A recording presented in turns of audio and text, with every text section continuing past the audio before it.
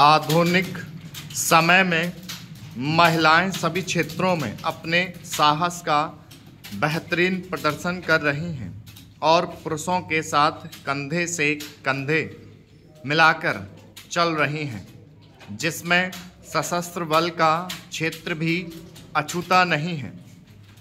वर्तमान में निर्मला सीतारमण रक्षा मंत्री हैं, जो इस क्षेत्र की सर्वा हैं और यह देश तथा महिलाओं के लिए गौरव की बात है। निर्मला सीतारमण इंदिरा गांधी के पश्चात देश की दूसरी महिला रक्षा मंत्री हैं। महिलाएं समाज के विकास एवं उन्नति में महत्वपूर्ण भूमिका निभाती हैं। उनके बिना विकसित तथा समृद्ध समाज की कल्पना नहीं की जा सकती। एक प्रसिद्ध कहावत है कि यदि आप एक पुरुष को शिक्षित कर रहे हैं तो आप केवल एक पुरुष को शिक्षित कर रहे हैं, परंतु यदि आप एक महिला को शिक्षित कर रहे हैं तो आप अपने आने वाली पूरी पीढ़ी को शिक्षित कर रहे हैं। समाज के विकास के लिए यह बेहद ज़रूरी है कि लड़कियों को शिक्षित किया जाए, क्योंकि उन्हें आने वाले समय में लड़कों के साथ समाज को एक नई दिशा देनी है। आज उन्हें नज़रअंदाज नहीं किया जा सकता। वे पुरुष से कम ताकतवर तथा कम गुणवान नहीं हैं। भारत की लगभग आधी जनसंख्या का प्रतिनिधित्व महिलाएं करती हैं।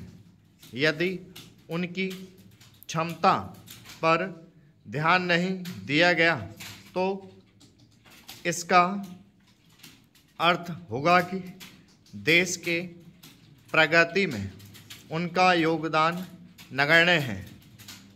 महिलाओं से परिवार बनता है, परिवार से घर बनता है, घर से समाज बनता है और समाज से देश बनता है। महिलाओं का योगदान हर जगह है। महिला की क्षमता को नज़रअंदाज करके समाज की कल्पना करना व्यर्थ है। महिला यह जानती है कि उसे कब और किस तरह से मुसीबतों से निपटना है।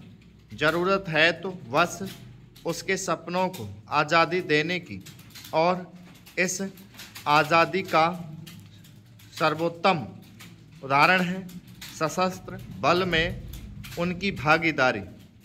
प्रथम लेफ्टिनेंट जनरल पुनीता अरोड़ा, प्रथम air marshal Padmavati, captain Mitali Madhumita, पूर्व अमेरिकी राष्ट्रपति बराक ओबामा को गार्ड ऑफ ऑनर देने वाले दल का नेतृत्व करने वाली विंग कमांडर पूजा ठाकुर, लड़ाकू विमान उड़ाने वाली प्रथम पाकिस्तानी महिला, वायुसेना की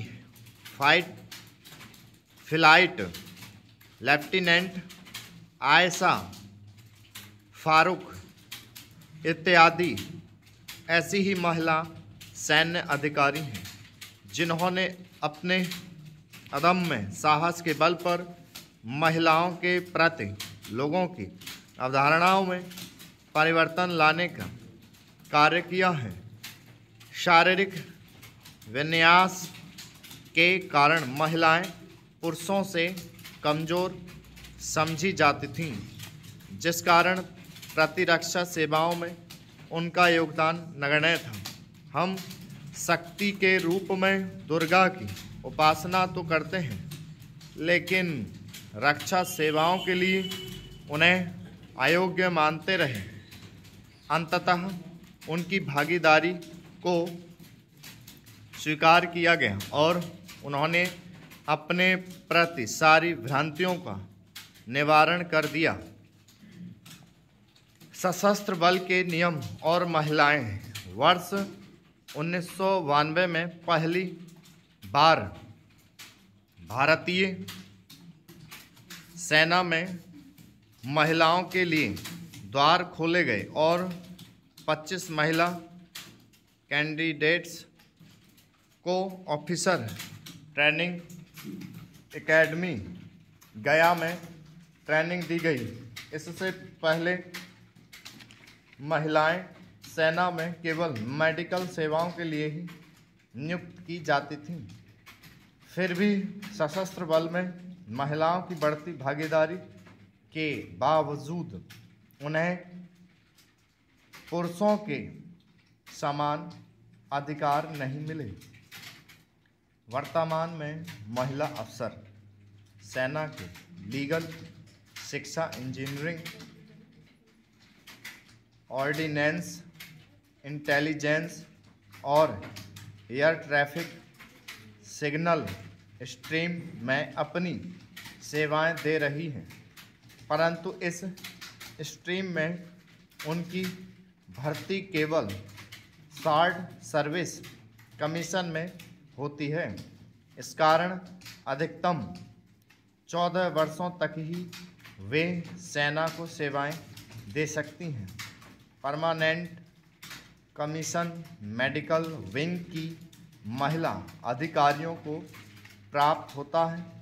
इसलिए सशस्त्र बल में महिलाओं को समानता का अधिकार ना मिल पाने के कारण यह मामला एक याचिका के माध्यम से न्यायालय में पहुंचा।